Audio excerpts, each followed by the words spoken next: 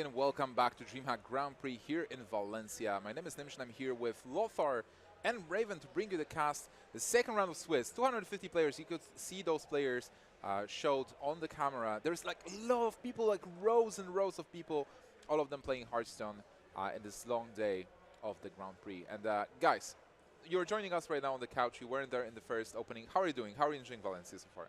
Yeah, I'm enjoying it really well. I think this tournament, especially so soon after summer as well, is just awesome. Just yet another Grand Prix, like we said. We see all the players out again playing through Swiss brands today. It's going to be great. Yeah, I love those Swiss events because first of all, you can see a wide metagame, right? This is something that we enjoy, I think, as a player and as a caster, because you can get a grip of what is what is becoming of the game, right? How is it evolving? What are the decks that will be chosen, maybe for the next event? Because this is something that is evolves from event to event, and we have over 200 people right now playing here. So that is a huge piece of the cake, right? Yeah, it's a really big sample size of the tournament. Exactly. Yeah. So what do you guys think is going to be surprise deck of the tournament? Like, we've seen Concede Shaman. Everybody knows that the top 4 decks that are being played right now. What would you bring yourself to this tournament? Is there like a lineup that counters the most popular one? Well, I would say that when it comes to huge tournaments, I would rather stick to decks that are proven to be great than experiment with the metagame. And I feel that this is something that most of the really competitive players will pick. You can see that in other games as well, in Magic, in other card games, competitive card games, when usually the event, the top 8, is being consistently proven that you just use the best decks in the format and you usually will win, right? So Zoo decks, some form of aggressive warriors, mid-range warriors, right? Yep. Then you have, well, we have a discussion about the Tempo Mage. I feel it's quite decent. It's probably the 5th deck.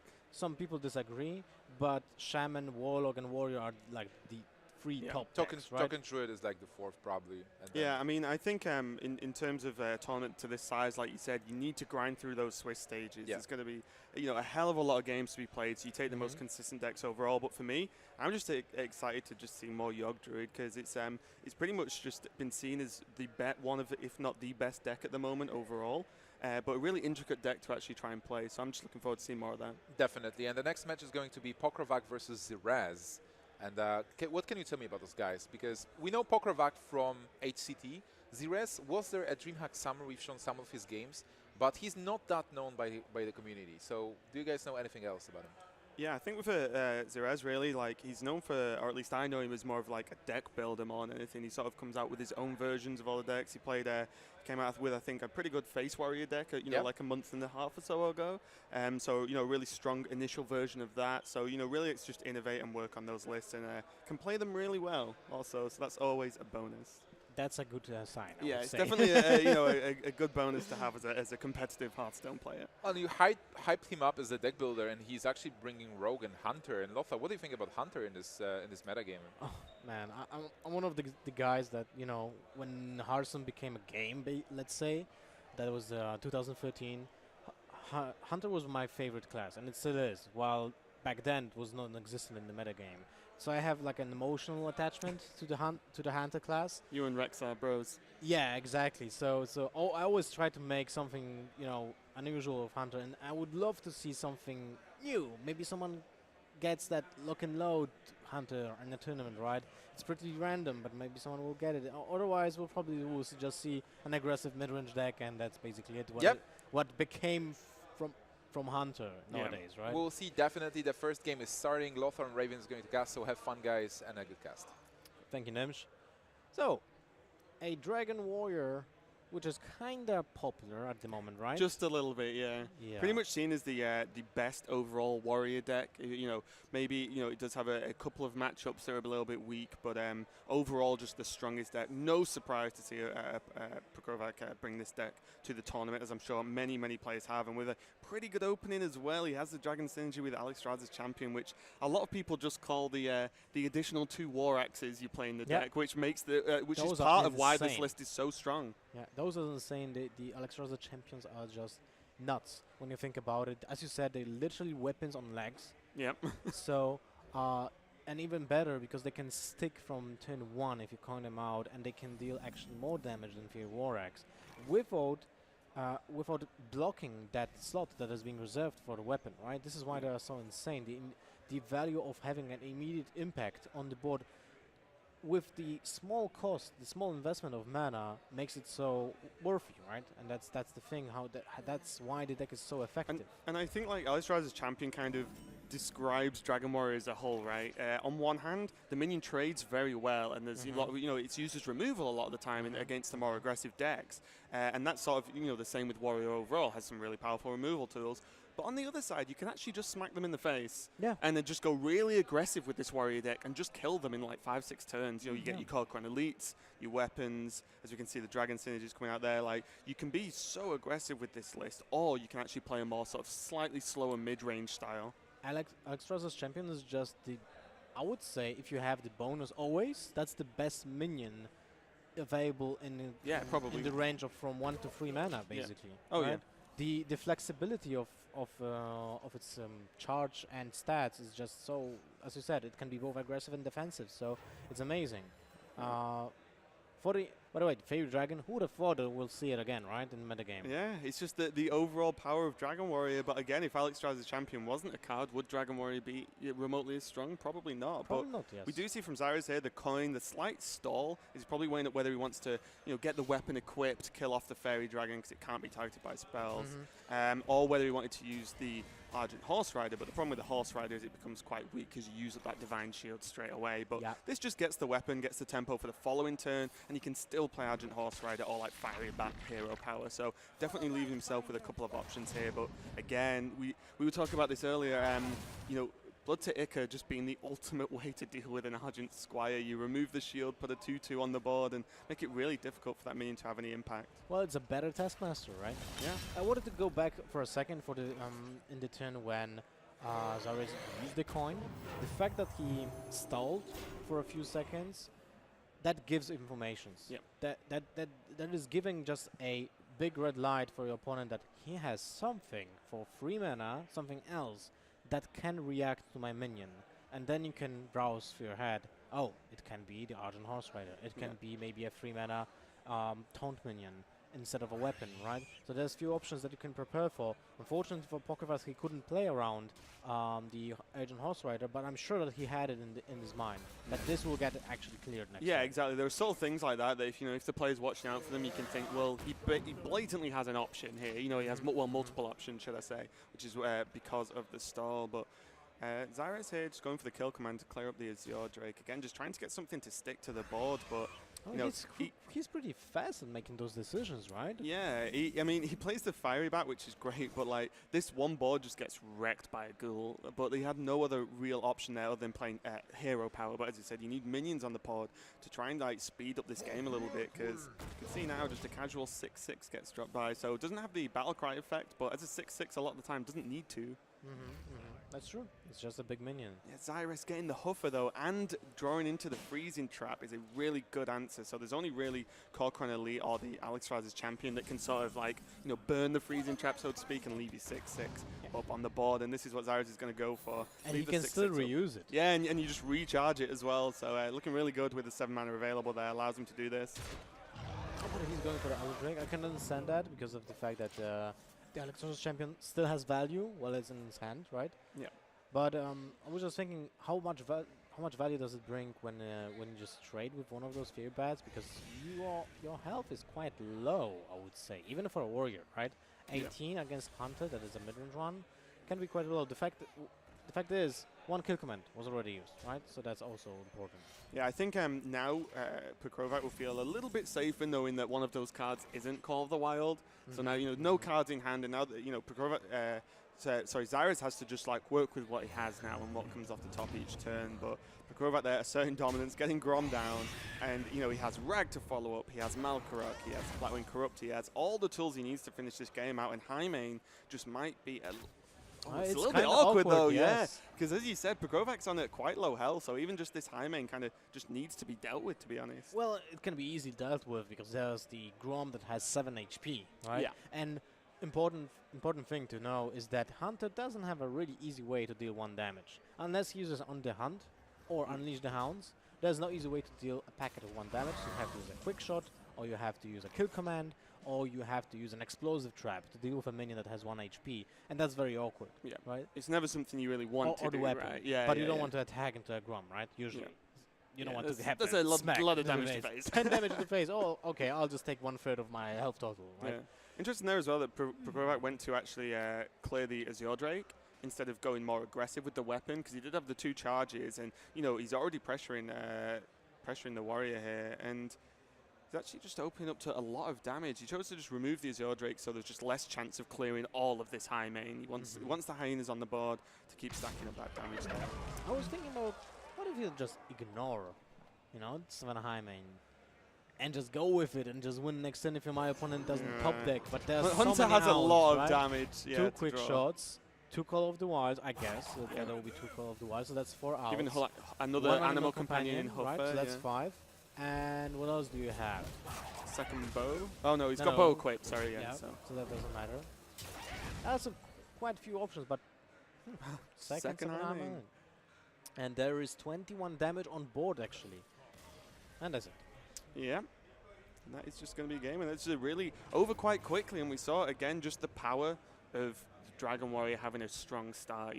Had the Alexstrasza's champion early, then Blood to Ichor on the Squire to take off the shield and build the board up, and it just snowballs out of control. And as you were mentioning earlier about Hunter as like a class at the moment, other than Yogg and Load, it's very much like I'm going to drop a minion every turn and hope my minions just outvalue yours. Exactly. And if they don't, because you're playing against a deck like Dragon Warrior with cards like even executing as well, like to be able to just easily remove a minion and carry on for 1 mana, it's very difficult to keep up with a Dragon Warrior that draws really well. Well, I would say that the freezing trap has the same function as executes basically, right?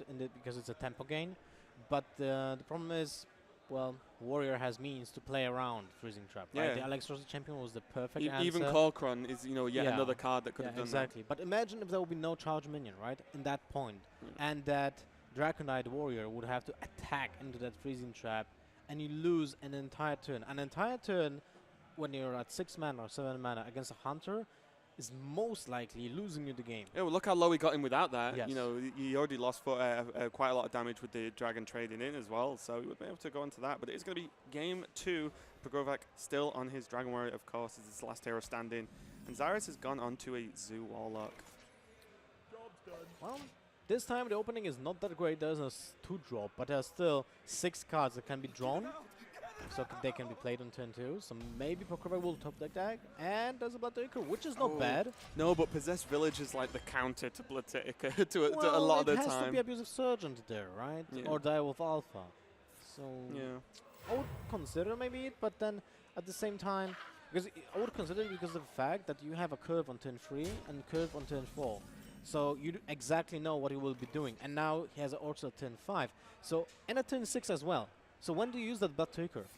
Yeah, the problem is all you're doing is just proccing the death rattle, replacing the 1/1 with a 1/1, and then that's it. So that's why it's a real issue. If it was a Squire instead, then you're super happy at the outcome. But Xziries is actually building up the board pretty quick, and although Pokrovac's got a curve, already the Zoo's built up quite a large board, and this is where Zoo excels, right? We can see already there's the Direwolf, the Abusive in hand, and all the options, and now it's a tough one. You kind of lean towards Soulfire a lot of the time, but this is so early in the game. You're probably banking on Soulfire just killing like a Frothing Berserker or something, just easy removal as opposed to like a game-ending burst damage. Yeah, that's true. But one thing that I wanted also to say, that if that Blood to Ichor would have been played, then it doesn't give the initiative to Xziries to play the Imp Gang boss. Because most likely would have to use the Abusive Sergeant to trade up. What would you trade up with? Well, with the... Oh yeah, what I'm saying. The use wouldn't spawn, Yeah, that's why Possessed Villager is so good overall. So, really unfortunate for Pokrovac there that there was the ultimate 1-drop from Xziries. But as we can see, Zoo doing Zoo things as the Darkine Dwarf does buff up the Abusive Sergeant, help the trade a little bit more. And again, Xziries just keeping hold of the board, and Pokrovac just being able to play effectively like 1 minion a turn to a certain extent is just feeling a little bit too slow this game. Doesn't look really great, but the Fairy War Axe will get him back into the game slowly. Yeah, this sets up the War Axe to be able to kill the Darkine Dwarf next turn as well. So, although this seems like a really awkward turn as the board is still quite large, it sets up like more chance of a board clearing the following turn. So Pokrovac there just knowing his option to try and win the game. And is that an infested Tauren in Zoo? I was just thinking, I stared at the card and was like, well, hang on, what deck is this? Did he get that from the peddler? I'm like, oh, no, that is not possible. That's a 4-drop. So what does this do here? But it seems like there's an infested Tauren in his hand. Yeah, really. Interesting. And this is what I was talking about earlier about Xziries. He definitely likes to put his own sort of slant on deck lists. And to be fair, it's a pretty sticky minion, something that Zoo wants. You know, we see the power of Death Rattle cards and the cards that generate tokens as well in Zoo. So yeah, maybe he's just found some space for it. Well, we didn't see Belcher in Zoo, usually, right? True. And that was a way better card than this one, so... Yeah. It's doing work, though. He's guarded those 1/1s. Someone's got to do it. Well, now he has the Blood Taker, basically. It's the same minion, right? Yeah. So, still, this is a great situation for Xziries. Like, he has board control, he can easily replenish it. He saw the Ghoul, and most of the Dragon Warriors only play Ghouls as the AoE effect, right? Yep. So you have a small chance that this Forbidden Ritual will get, you know, banned. Well, it's as likely as it's ever going to happen in this game, right? You've just seen a Ghoul. The odds on the other one is as small as it's going to be, so play the Ritual now. The other cards are always going to be good. Peddler is always going to be a good card, right? Yeah, exactly. We do see the Frothing Berserker and the Corcoran there just to clear up. And Frothing Berserker, pretty much a card you have to answer no matter what deck you're playing, unless you can literally kill your opponent the following turn. Well, especially when you play X minions for X mana, right? Yeah. You don't want to do that without doing anything about the Frothing Berserker. Yeah. Casually fill the board and be like, please don't play Ghoul. By the way, the Young Priestess, I really like the Xziries list that he used in China recently with double Priestess. This is something like, you know, we have seen this every single day in 2013, 2014 when Retro. Retro Zoo Warlock was just playing Blood Imps and Young Priestess like before the nerf that was so powerful. But still, when you consider it, like a double Young Priestess opener on turn 1 is crushing in this meta game. It's just obnoxious. Yeah, we do see Grom come down now, though, as used as removal. So often it is. There's not too often that Grom's just used to go face anymore. It's just removal, but I believe that is just going to end the game pretty quickly with the power overwhelming from Xziries, and he is going to even this matchup 1-1, and a pretty decisive win with that Zoo, actually. I think Pokrovac really suffered from having the opening hand he did. If you see there, like two and Rag, three were bad. Yeah, exactly. And like Rag's been in hand all game. The Crusher was in hand all game. So just not fast enough to really deal with anything Xziries could put on the board there. So good win for him getting that Dragon Warrior off the board. Yep, definitely true. Like the fact that Pokrovac couldn't develop anything on the board, even if he would have a Fear Warax, like he could have played on turn 2, but not attack into the Possess Villager, it's still fine. Because you gain the tempo advantage to the turns when you actually need it the most. Yep. When Zoo plays multiple cards and you just stick to a mid-range curve, right? Wow. Yeah. Well, that's and I'm still staring at this Warlock list with a huge Toad and a Cairn in it. Is this Zoo with N'Zoth? Because let's look at the cards he's added. Yeah. Cairn, huge Toad, and infested Tauren. There will be few reasons why would you like to play a card like Huge Toad, because it gives you a small edge in mirrors, right? Unless someone has an income cost. But it gives you a small edge. A lot edge, of the right? time, the extra 1 damage is actually quite impactful against Zoo. Yeah, so it can most likely kill a small minion, someone in the board, right? So it is kind of impactful. Second of all, yeah, N'Zoth, exactly, because the infested Tauren is like all place, the cards, right? and Cairn in Zoo. It's crazy. But yeah, so really interesting list from Xziries. But we see Pokrovac there on the Mage, and it's going to be Freeze Mage, which kind of fell out of favor quite recently. Yeah. And it seems that we've, from what we discussed earlier, like there's a couple of players who might have brought it to this tournament. So what do you actually think about the Freeze Mage choice in the metagame at the moment? I don't think it's a safe choice, that's for sure. But it makes kind of sense when all of the people that play Warrior, they don't play any kind of bulky Warrior, right? They usually play some kind of mid-range. They don't have shield blocks. They don't have shield bearers, right? They don't have any form of really high survivability in the deck. So a Freeze Mage can benefit from that, since he has easy way of manipulating the board with cards like Frost Nova, get it to the point when he just smashes the face for, 15 ice blocks and then another 15 and it's GG, right? Yeah. So might work actually in this metagame. But still, there's a Shaman, which is a problem. Yeah, I think the nod could be towards expecting more mid-range Shaman variants, because the Freeze Mage will perform like better overall versus that.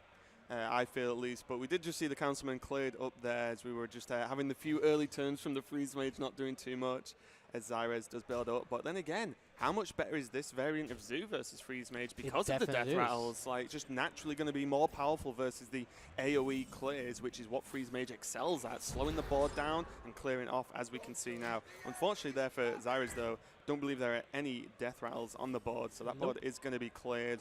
No Crazed Alchemist in sight, but does have a decent sized hand to refill the board afterwards. Well, we didn't see the Crazed Alchemist in his deck, right? And We've not seen it so far, no. Yeah, and he's playing the Huge Toad. So I would say that it might be the case when he is actually not playing the Crazed Alchemist, because I'm sure that he's playing two. He's got to find space somewhere for these cards. He's playing two Knife Jugglers, and he's most likely playing two Huge Toads, because we already have seen 2 in 2 games. So, yes, 2 in 2 games, right? Yeah. So I'm guessing he's playing more than 1. But historically speaking, the Freeze Mage has great odds against Zoo, and even with the ultimate version of Zoo with Palta Treaders and all those Death Rattle minions that were so great in the previous metagame, Zoo was still on a disadvantage against the Freeze Mage. Yeah. But the ability to chain Power Overwhelming is always pretty nice, and I think it relies on the Mage not whiffing for Zoo to win, to be honest. If the Mage sort of just whiffs a bad turn and can't get the secrets equipped, then that's where the real problems lie. But as we can see, Pokrovac does have both secrets, the Ice Block and the Ice Barrier, and another Ice Block in hand as well. So although he's on 14, he's feeling pretty safe at the moment, and suddenly Xziries' picks, like the Young Priestess, pretty nice overall, but not too great versus Freeze Mage, as that 1 health normally doesn't do too much. It's not really too interested in trading with minions. They just kill them all in a turn. I could understand taking Young Priestess only if you have one other minion that you guarantee to buff, which will be out of range on an example. Flame Fireball and Ping, or Flame Strike, as you say. So, but in this situation, it doesn't make any sense. The Mortal Coil to cycle through the deck is most likely better. I'm not sure if he's playing Doomguard, but this is like one of the MVP cards against Freeze Mage in this situation, right? So I can definitely understand the and also the coil kind of saves you 2 life to a certain extent, because it's like an additional life tap, right, whilst removing the minions. So exactly. Do you see the Flame Strike come down there? Just leave an imp on the board, and Xziries does have a lot of sort of buff options, so he can sort of, he's already plowed through most of this Ice Barrier, but still has a lot of work to do to finish this game up. As we can see, there's still a Blizzard in hand from Pokrovac, so he can really slow the board down yet again and clear off. So probably going to see that Forbidden Ritual held on in hand until another AoE is played. Yeah, well, he will be dead at that point, right? Yeah, as we can see, Alexstrasza is coming down. Ice Block is up, and there is Pyro and Fireball and a Roaring Torch in hand, so and the Frostbolt as well. All the burn you could ever want. Yeah, the thing is that when you're speaking about the life tapping from the Warlock in this matchup, I feel like you can start doing it as early as turn 3, because if you reach like 20 HP, your opponent still thinks about Alexstrasza you, but if you reach less, then the Alexstrasza is kind of pointless, right? Because if he has like an Ice Block and an Alexstrasza, probably won't win anyway. Right, but if he has 2 Ice Blocks, it doesn't matter at all. It's such a bad matchup, right? So yeah, it's really tough as well, because your choices of tapping rely on what you think he has in hand. Because you don't want to tap low enough for him to just burst you down, regardless. But yeah, it's going to be a rough one here as Pokrovac does take the win, especially with the pickup of the Ice Lance. Speeds things up a little bit. And that is going to be the game. A pretty convincing one, as we said, not too many surprises there, especially with Xziries playing. I mean, again, we've seen no Doomguard so far. That could be, one of the slots that he's used to put more Death Rattle minions in. So, see no, extra burst from Xziries with that list. But definitely an interesting one. Yep. As we see, the strange sort of Death Rattle style. We didn't see N'Zoth, but I just feel like it has to be in the deck if you're including Ken. Because that was the card that I think pushed it over. If you see Ken, that's quite late as it is for Zoo. And then you think for one card to refill the board, it's probably worth it. It's probably worth it, yeah, because it brings you an end game against decks like Control Warrior, an example, Freeze Mage as well, but you're usually dead anyway. But it gives you an edge over the control decks, right? It's completely opposite. Like we have seen the Hunter deck, right? It had 2 trackings. This is the card that I don't want to play this is like the deck. This is the indication that this deck doesn't want to play against control decks because you lose 6 cards out of your deck, so you most likely will reach fatigue and just die because of that.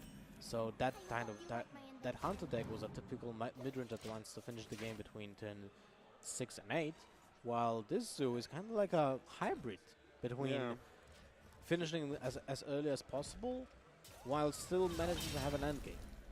Yeah, it's as we see, sorry, just the turns flashing by, as this is going to be obviously Pokrovac's Mage versus Xziries' Rogue, and the Rogue looks a little bit more standard than some of the other decks we've seen from Xziries here. Is, you know, we just see the usual Conceal, Cold Blood, SIs, Van Cleef, etc. But this is going to be a tough matchup as well, as Pokrovac does have all the stall he needs, has a lot of cycle in the deck, and that Doomsday just to create a bit of an awkward turn for the Rogue to maybe block out what he would expect to be a Gadget Zan turn.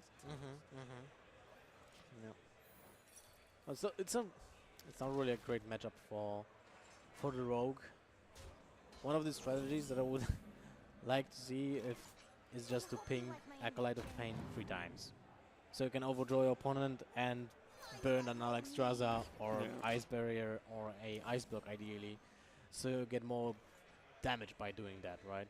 Otherwise, you're still kind of on a disadvantage. Is this the turn Xziries is just going to make a massive Van Cleef? Yeah. It looks like it, and this is, you know, this is what you need to do. You make a huge Van Cleef that can't be dealt with, or, you know, it has a lower chance of being dealt with to just smash through the damage in a couple of turns and really put the pressure on your opponent. And so what do you want to play the Conceal before or after? Because it's currently on. Yeah, he plays before. Yeah, that makes sense because it's still out of range, out of the Fireball. Oh wait, actually, Fireball and Ping. That will be actually exactly 10 to kill it with the minion. So I'm not sure if that will be correct choice. Yeah. I think it was okay, because if your opponent's committing that much, and then you still have your 3/3s on the board, you have a 7/3 and a 3/3 on the board as well, so that's still another 10 damage next turn. Yeah, but if you would just play Conceal after it, then you still have an additional 8 damage for sure. Yeah, that's true, I guess. Right? Yeah. Well, he chose the high risk, high reward play. Yeah, I mean, he had a safeguard versus the Doomsday turn anyway. As we saw, Sap was the last card in the Rogue's hand, so Xziries definitely all in on this strategy. This is what happens sometimes. You make a huge Van Cleef, and that's all your cards, and you're like, I either win with this or I don't at this point. As you know, it's not as if even like Gadget Zan off the top really does anything. Although there is a Tomb Pillager on the board, so if the Tomb Pillager dies and Xziries does draw into Gadget Zan, he can at least start one cycle and see what happens from there.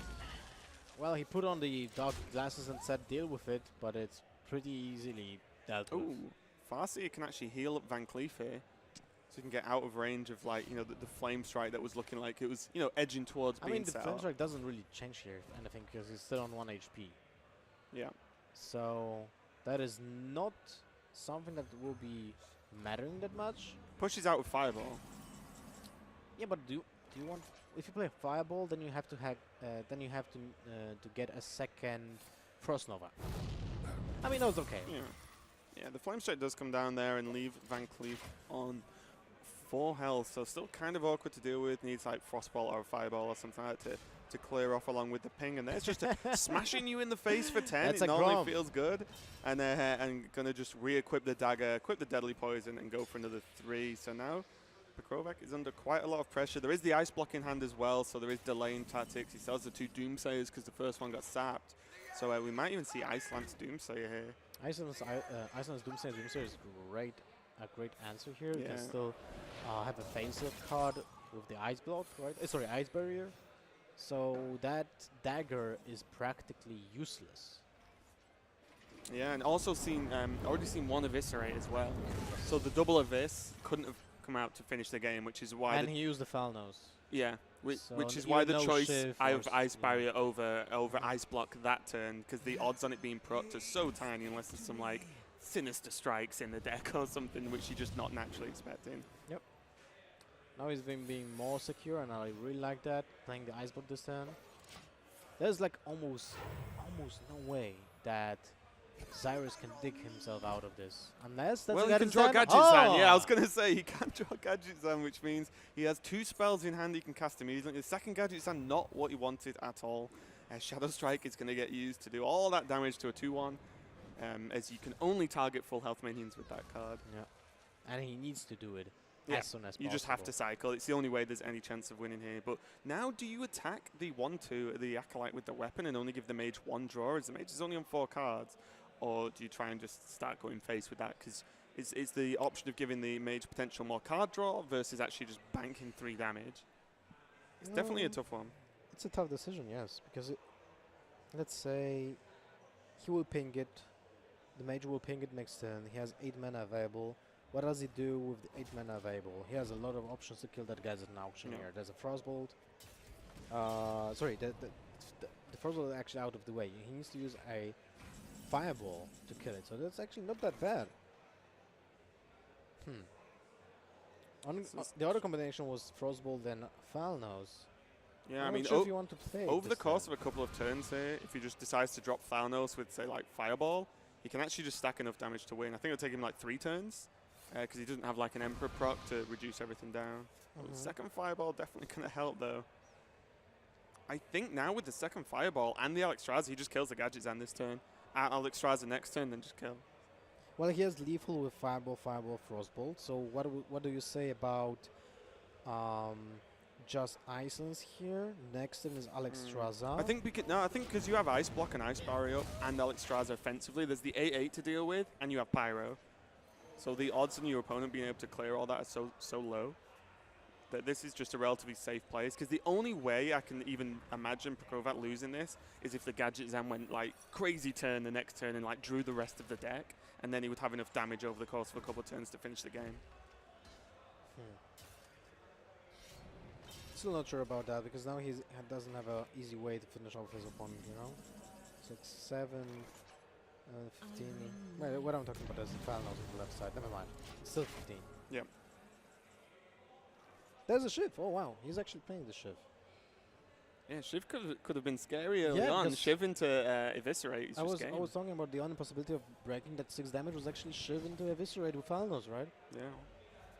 Backstab's going to come out. Not going to do too much at this point. A second Shadow Strike yet again. No targets on the board unless he wants to kill off his own as your Drake, which is definitely not a recommended play. And now Xziries has just got to be thinking like, this game's going to be over pretty soon. Yeah. Pretty damn soon. Normally when your opponent plays an offensive Alexstrasza, they kind of have the damage. So it turns out that Freeze Mage in this particular matchup was a great choice because it countered 2 decks from Xziries, right? The Rogue and the Warlock. Yeah, and being able to just ban out Warrior, that's the thing with bringing the Freeze Mage as well. In a ban format, you can just ban out Warrior, so whether you think everyone's going to play Dragons or not, or even Cthulhu, which is the real problem, you just ban Warrior out and say, I'm going to beat the rest of the, the rest of the field that you're expecting to see. As the Pokrovac does end the game 3-1 over Xziries off the back of the Freeze Mage, so we didn't get to see his Warlock deck. So we managed to keep that one hidden for now, but yeah, Freeze Mage, bit unexpected, I think, in this tournament. I don't think too many people are expecting to see the deck, but yeah, seemed to work well so far.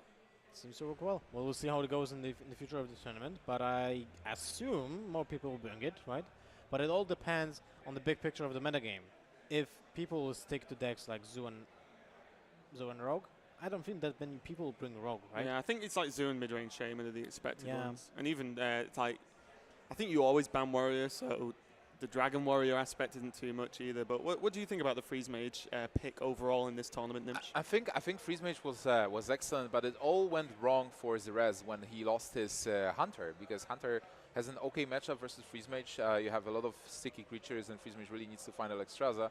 But still, with losing that Hunter, he had no way to stop the Freeze Mage. But we have Pokrovac with us. He's almost there.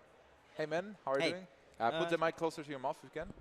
Okay, perfect. Better? Okay. Yeah, great. So Freeze Mage, like congratulations first on the win. But can you take us through the Freeze Mage? Why bring Freeze Mage? And Yeah, because I expect from this meta a lot of Zoos, Hunters, Rogues and stuff like this. And Freeze Mage is really good on these decks. so you ban Warrior and then you just win versus most of the lineups. Exactly. How is the matchup Freeze Mage versus Yogg-Saron Druid? I think it's like 50-50 because there are cards like Raven Idol and it could give him Feral Rage and Healing Touch and that Or makes Spell Eater. Yeah. No, oh come on. But yeah, it's a possibility, definitely. Then from your perspective, like it went really good for you when you won Warrior versus Hunter. Was that?